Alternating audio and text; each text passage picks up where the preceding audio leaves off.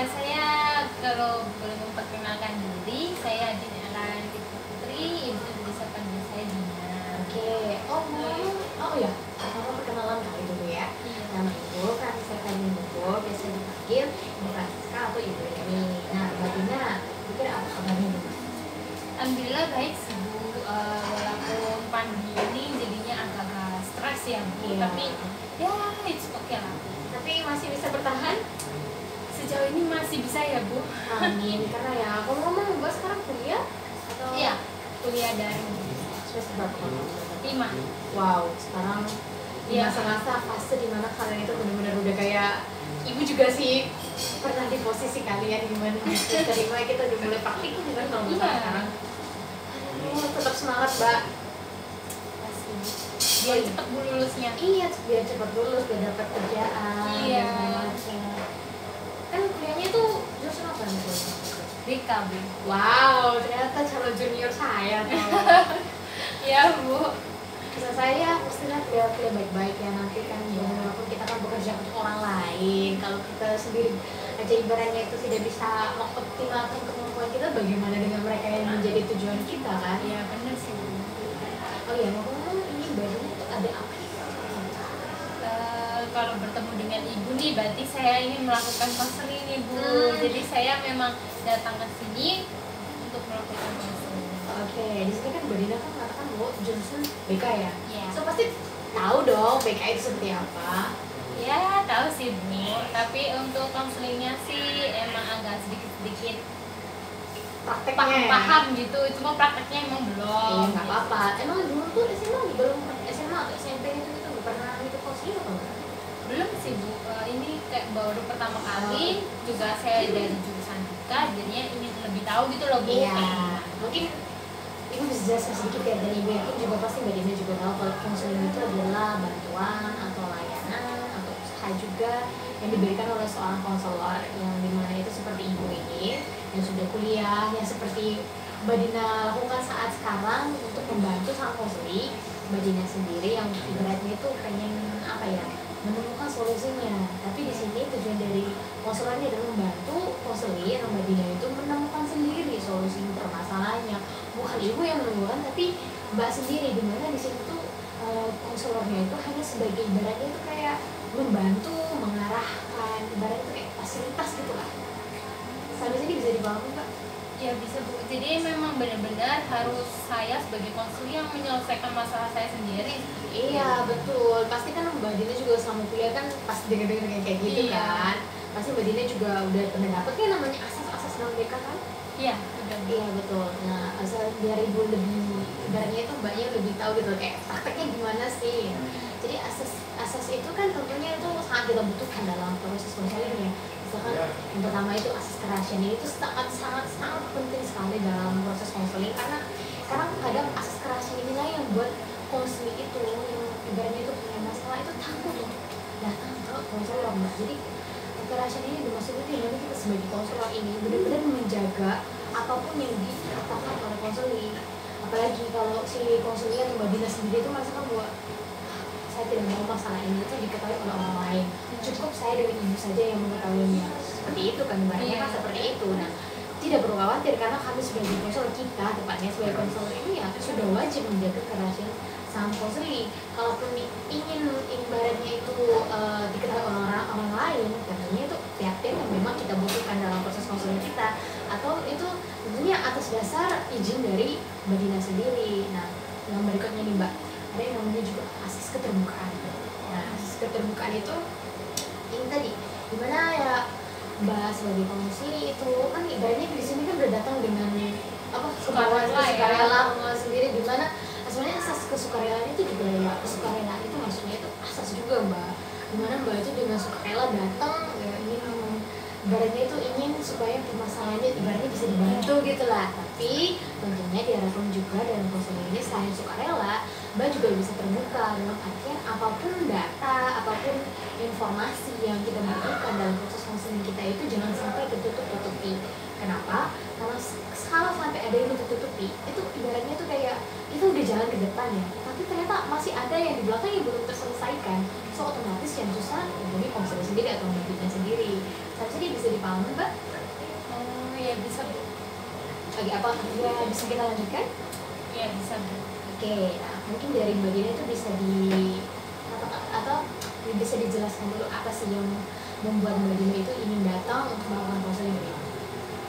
Iya Bu, jadi sebenarnya saya ini kalau dikatakan banyak orang atau teman saya yang berkata saya ini fobia seperti itu. Tapi sebenarnya saya itu juga tidak mau menganggap bahwa saya ini fobia. Iya. Tapi bagaimana ya Bu, saya itu takut pada hewan kecoa seperti itu. Sampai ketakutannya itu benar-benar kayak takut Bu, nggak mau lagi gitu Bu. Over banget ya? Iya, saya mengalaminya sampai benar-benar takut Bang. Padahal waktu dulu itu emang nggak seberapa takut seperti itu. Emang mungkin karena dulu itu apa ya, menganggap kecoa ya cuma binatang seperti itu kan Bu ya. Tapi waktu ada kejadian momennya di mana saya itu terganggu dengan kecoa itu, jadinya saya jadi takut seperti itu, dan itu kejadiannya itu berulang-ulang seperti itu.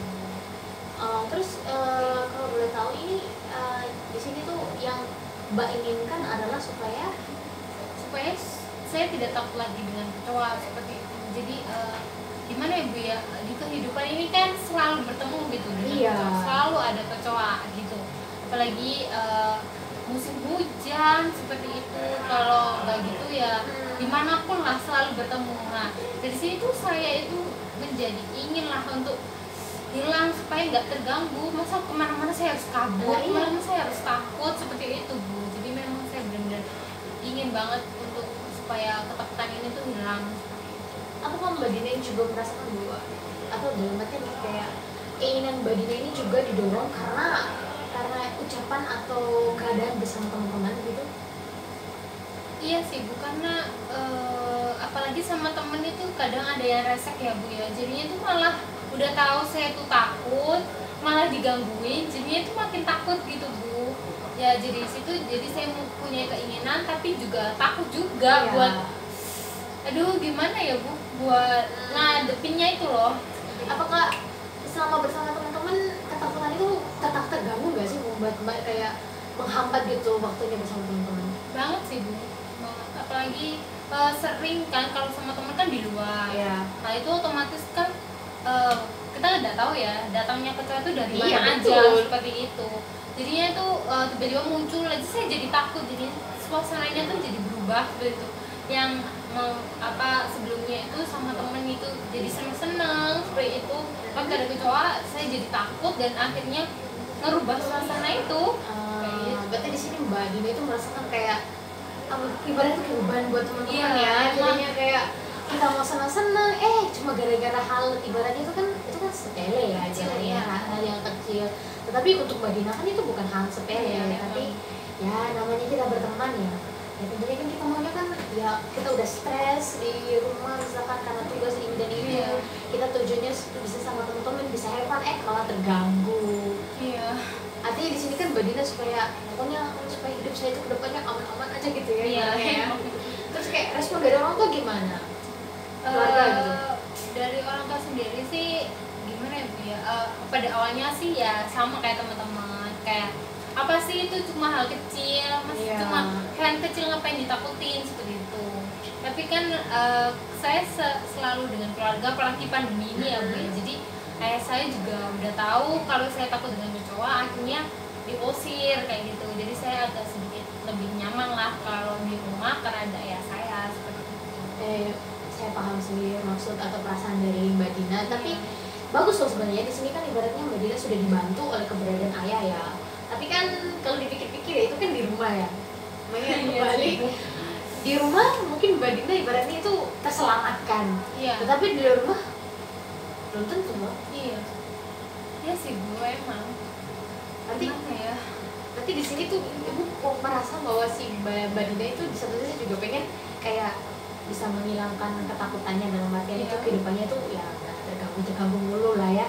Yang kedua dari sisi bersama teman-teman itu tadi pengennya itu kayak berarti itu ya itu akibat dari ini tadi supaya ketakutan itu menghilang, bisa ya berarti bisa selesai sama teman-teman, bisa sama teman-teman. Terus kayak pengen ini nggak sih berarti Mbak Dina itu pengen supaya nggak bergantung dengan ayah lagi?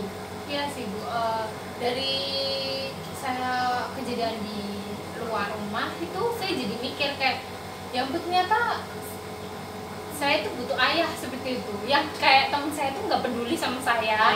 Kayak ayah saya tuh pasti peduli gitu sama saya, jadinya tuh kayak diusir lah atau diapain, dilindungin lah saya. Tapi kalau sama teman-teman saya boro-boro mau ngelindungin bu, ya saya makin dikerjain seperti itu.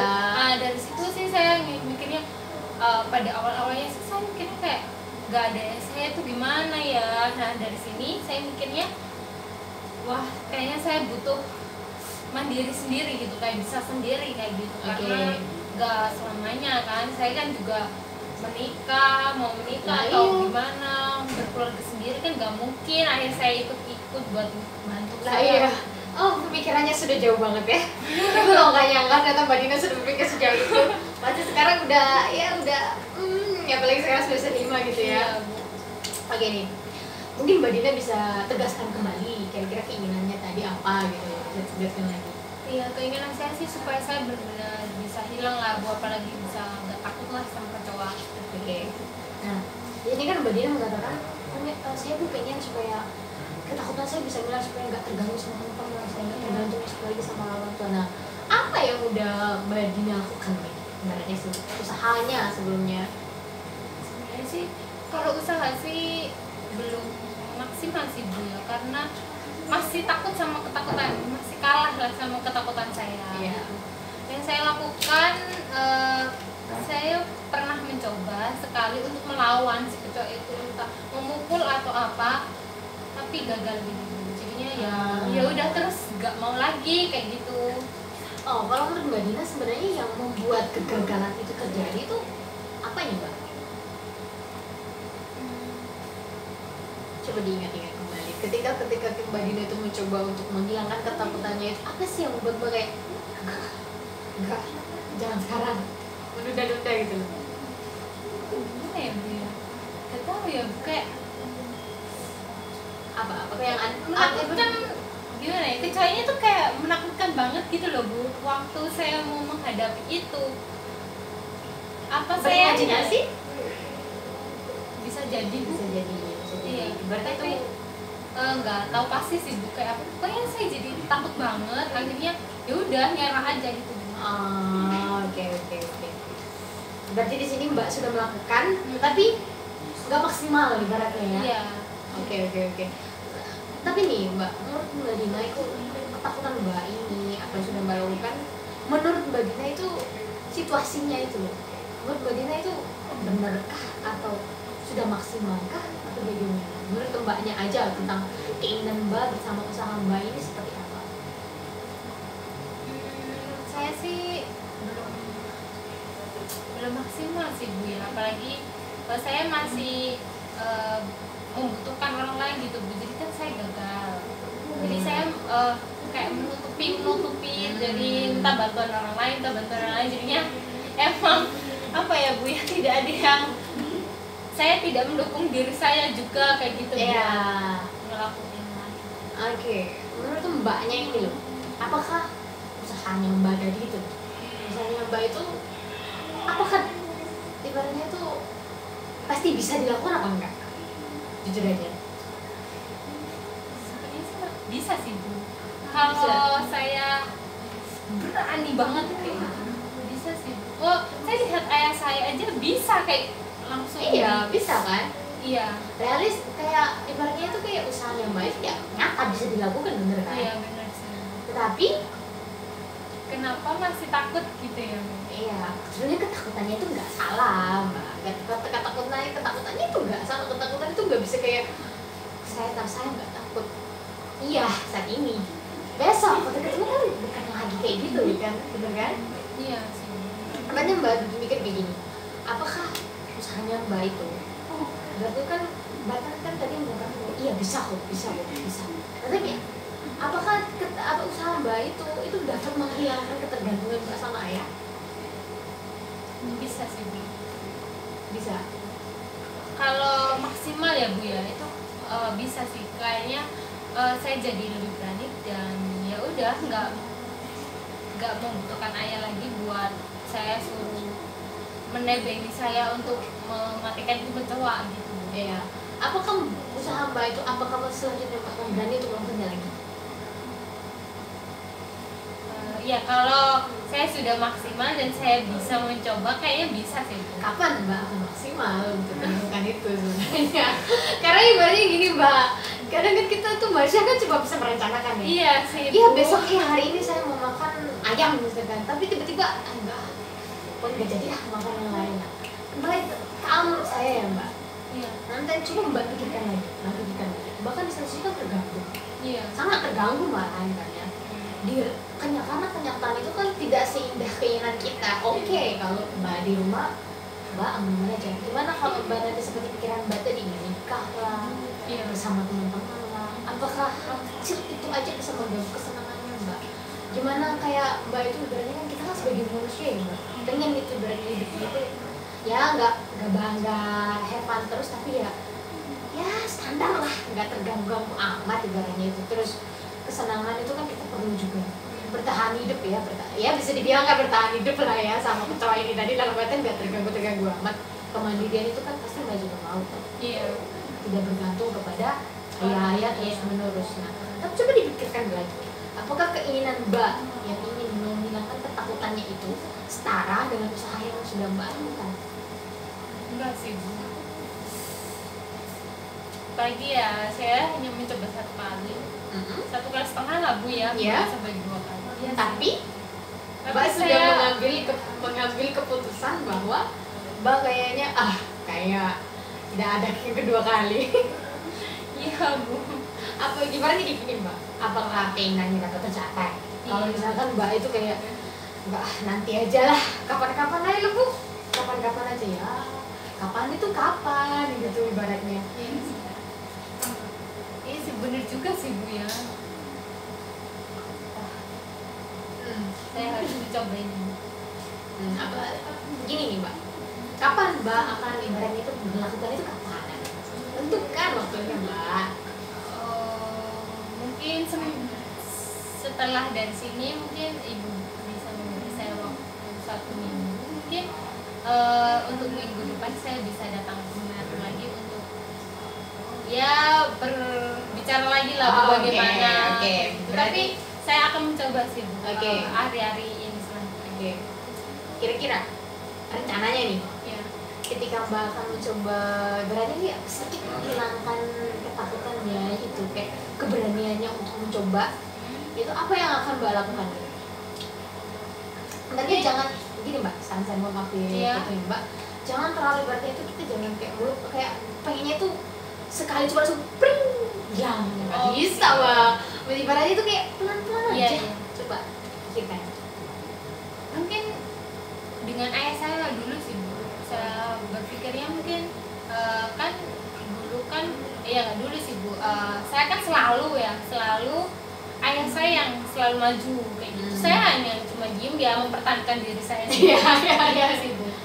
Tapi mungkin setelah ini waktu saya mencoba untuk yang pertama kali yang saya benar-benar mencoba ini, ya saya bersama ayah saya, tapi ya saya yang mencoba seperti itu, tapi ada ayah saya itu. Mungkin nanti kalau misalnya bisa diulang, ayah saya agak menjauh dari saya, atau mungkin nanti bisa saya sendiri seperti itu lah. Oke. Kan tadi kan nggak bisa sih langsung instan. Kalau saya sendiri tuh takutnya tuh lebih takut gitu Bu, kalau saya sendiri karena nggak ada siapa-siapa kayak gitu.